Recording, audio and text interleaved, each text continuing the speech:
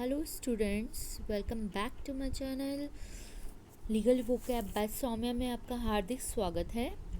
आज हम पार्ट 3 लेके आए हैं कॉन्स्टिट्यूशनल लॉ ऑफ इंडिया का, जो कि सीरीज़ हम स्टार्ट कर चुके हैं। जो इससे पहले 2 वीडियोस हैं, आशा है आप सबको पसंद आ रही होगी। पसंद आ रही है तो प्लीज़ लाइक, शेयर और सब्सक्राइब चैनल को ज़रूर करिए।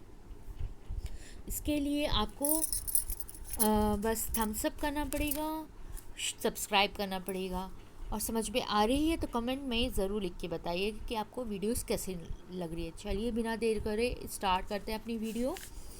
1773 से 1832 का जो पीरियड है ये सेकंड पार्ट आता है हमारा, लेकिन हमारे वीडियो का ये थर्ड पार्ट है क्योंकि इंट्रोडक्शन में 2 पीरियड से पहले दे चुकी हूँ कॉन्स्टिट्यूशनल लॉ का हिस्टोरिकल रिट्रोस्पेक्शन को। तो आज हम स्टार्ट कर रहे हैं 1773 का से 1832 का period.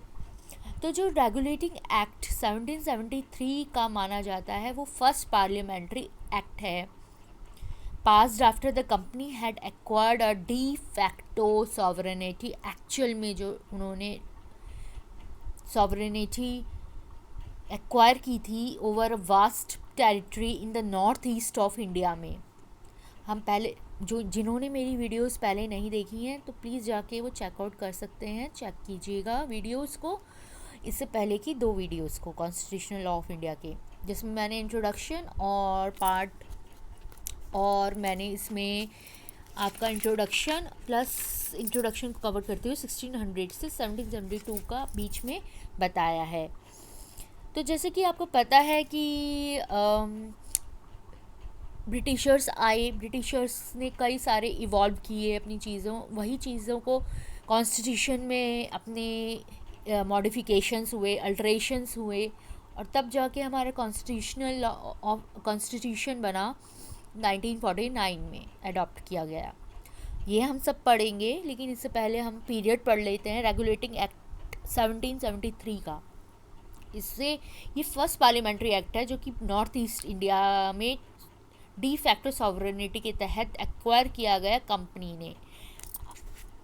After the company had acquired ये डी फैक्टो सॉवरेनिटी, जब उन्होंने एक्वायर कर ली over vast territory in the North East of India में, तब रेगुलेटिंग एक्ट पहला एक्ट पार्लियामेंट्री एक्ट बना ब्रिटिशर्स के द्वारा। फॉर इस्टेब्लिशिंग सर्टेन रेगुलेशंस, किस लिए इस्टेब्लिश किया गया इसको कि certain regulations for the better management of the affairs of the east India company.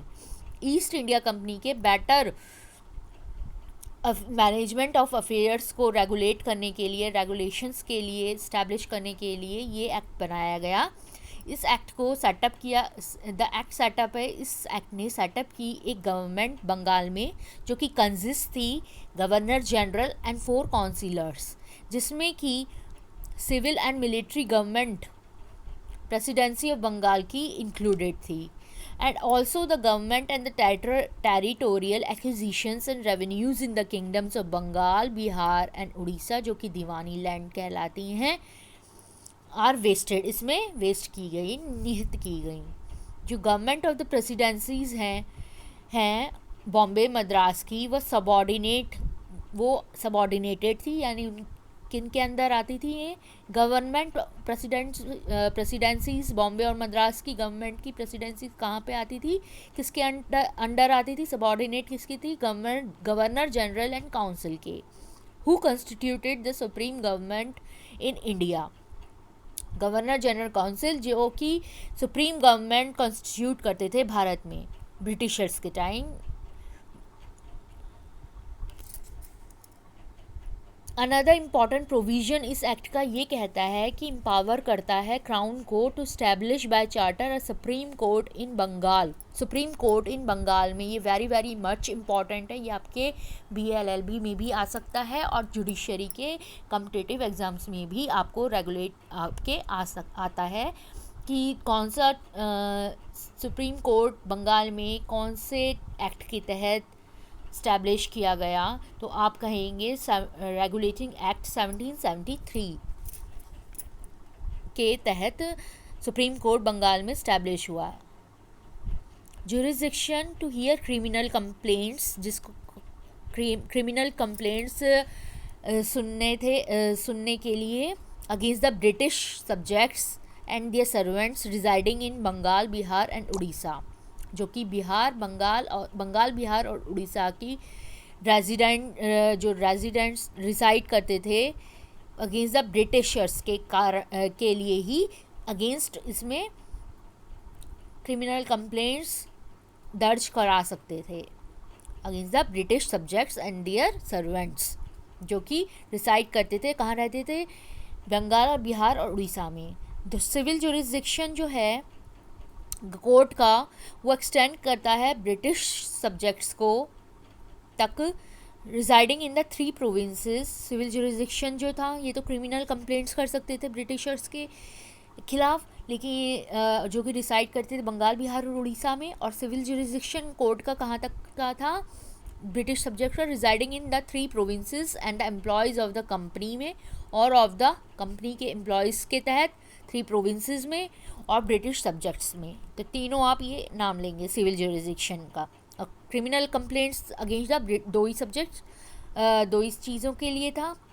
Against में आप दर्ज करा सकते थे British subjects and their servants residing in Bengal, Bihar, Orissa, और यहाँ पे 3 provinces and the employees of the company और ऑफ द ब्रिटिश सब्जेक्ट्स।